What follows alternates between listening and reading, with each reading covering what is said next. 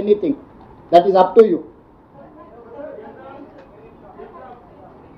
నేను అదే చెప్తున్నా, ఈరోజు మెట్రోకు పరిమితమై మాట్లాడండి. మీకు ఏమేమి ఉన్నావో ఎజెండా ఇస్తే రేపో ఎల్లుండో మళ్ళీ ప్రెస్ కూర్చుంటే మొత్తం మీకు అన్ని సమాధానం. ఈరోజు దీన్ని డైల్యూట్ చేయకండి. ఇది చాలా అత్యంత కీలకమైన విషయం. దీనికి చాలా ప్రాధాన్యత ఉంది. చాలా కష్టపడి దీన్ని ఒక కొలిక్కి తీసుకొచ్చినాం. ఇది ఈ హైదరాబాద్ నగరం అంతర్జాతీయ నగరం కావాలంటే ఇది చాలా అత్యవసరం.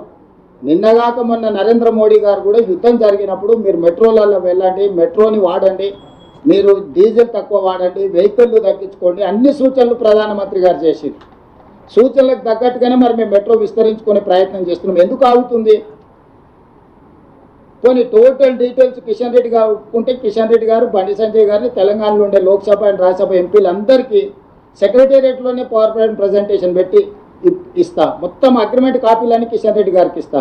ఇవి కాన్ఫిడెన్షియల్ అగ్రిమెంట్ కాపీలు కాబట్టి నేను మీ అందరికీ ఇవ్వడానికి కొంచెం వెనుక ముందు ఆలోచన చేస్తున్నా. సో అన్నీ కిషన్ రెడ్డి గారు ముందర పెడతా. కిషన్ రెడ్డి గారిని, బండి సంజయ్ గారిని మన దగ్గర రాష్ట్రంలో ఉన్న లోక్సభ అండ్ రాజ్యసభ ఎంపీలకు రాష్ట్ర ప్రభుత్వం తరఫున సెక్రటేరియట్లోనే power point presentation with one of the important journalist also కూడా ఇన్వాల్వ్ చేస్తాను. మీరు అందరు విని చూడండి. ఇక్కడ రాజకీయం నేను మాట్లాడడం లేదు. నా పాయింట్ రాజకీయం కాదు. ఫేజ్ 1 మెట్రోని మనము స్వాధీనం చేసుకోవాలా, కొనుగోలు చేయాలా. ఫేజ్ 2 విస్తరణకు మనము అనుమతులు తెచ్చుకొని నిర్మించుకోవాలి. ఇదే నా లక్ష్యం.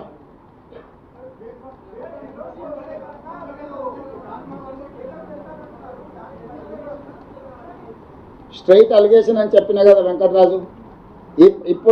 ఇప్పుడు క్లియర్గా చెప్తున్నా, కిషన్ రెడ్డి గారే దీనికి కారణము, నిధులు రాకపోవడానికి. దానికి 2 అంశాలు ఉన్నాయి. నా ప్రైవేట్ డిస్కషన్ అనే 3rd ఇష్యూ. యూనియన్ క్యాబినెట్లో ఉన్న ఏకైక కేంద్ర మంత్రి కిషన్ రెడ్డి ఫ్రమ్ తెలంగాణ. ఇది కేంద్ర ప్రభుత్వం దగ్గరనే ఆగి ఉన్నది. ఇది ఆయన ప్రాతినిధ్యం వహిస్తున్న పార్లమెంట్ నియోజకవర్గం, ఆయన రిప్రజెంట్ చేస్తున్న స్టేట్. ఆయన తెలంగాణ కోటాల మంత్రి ఇచ్చిండు, గుజరాత్ కోటాలు ఇవ్వలే. వీళ్ళు గుజరాత్ కోటాలు ఇస్తే గుజరాత్కు మొన్ననే అహ్మదాబాద్ మెట్రో ఫేజ్ 2కి నిధులు ఇచ్చి చూసిన కదా మన క్యాబినెట్లో. అహ్మదాబాద్ మెట్రో రాగలుగుతుంది, హైదరాబాద్ మెట్రో మాత్రం ఆగిపోతుంది. ఏం చెప్తారు? ఉత్తరప్రదేశ్కి ఇచ్చిండ్రు, అహ్మదాబాద్కి ఇచ్చుకున్నారు, వాళ్ళకి కావాల్సిన దగ్గర వాళ్ళు ఇచ్చుకో. చివరికి ఆంధ్రప్రదేశ్లో వైజాగ్ కూడా ఇచ్చిరా. ఎంత ఉంటుంది? తత్తుంటుంది. మన జూబ్లీస్ ఆ పక్కన మాదాపూర్ గత్తు ఎత్తుంటుంది, గత్తు ఉంటుంది. ఆ వైజాగ్ కూడా ఇచ్చేసారు. ఇంత పెద్ద విశ్వనగరం హైదరాబాద్కి ఇవ్వట్లేదంటే వివక్ష ఏ స్థాయిలో కొనసాగుతుంది అనుకోవాలి.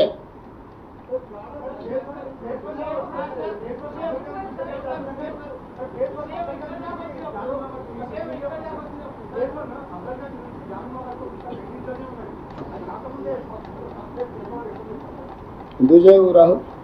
ఉన్నదే యాస్టీజ్ వెరీస్ కండిషన్ మీదనే తీసుకున్నాం. మిగతా అన్ని మనం నిర్మించుకుంటాం. ఉన్నదాని వాల్యూ, ఉన్నదాన్ని అసెట్ చేసి కన్సల్టెంట్ని పెట్టి ఉన్న ఆస్తి అసెట్. ఇప్పుడు నువ్వు 10 ఫ్లోర్లకు బిల్డింగ్ పర్మిషన్ తెచ్చుకుంటావు, 4 ఫ్లోర్లు కట్టుకున్నావు, మిగతాయి కట్టుకోలేదు. నువ్వు అది కొనుగోలు చేసినప్పుడు ఏం చేస్తావు? ఏమున్నదో దాన్నే వాల్యుయేట్ చేసి దాని మీదనే కొనుగోలు చేస్తాం కదా. ఇదే ఒత్తిడే ఆప్షన్. మీరు అందరు కలిసి ఈ నుంచి చక్కగా బయలుదేరి కిషన్ రెడ్డి ఇంటి ముందర ధర్నా కూర్చుంటే ఆటోమేటిక్గా కిషన్ రెడ్డికి తెచ్చేస్తాడు. ఇదే బెస్ట్ ఆప్షన్. జర్నలిస్టులు అందరు కలిసి ఓ పూట తినకపోయినా సరే కిషన్ రెడ్డి ఇంటి ముందర జర్నలిస్టులు అందరు ధర్నా కూర్చుంటే ఆటోమేటిక్గా కిషన్ రెడ్డి తీసుకొస్తాడు. ఎందుకంటే తెలిసిపోతుంది కదా. జర్నలిస్టులు కూడా సోషల్ రెస్పాన్సిబిలిటీ కింద నగర అభివృద్ధి కోసం ముందుకు వచ్చారని మంచి పేరు వస్తుంది. మీరు కూడా మెట్రోలో వస్తారు. ఫ్యూచర్లో మీరు మెట్రోలో కూడా గవర్నమెంట్ నుంచి పాస్ అడగవచ్చు.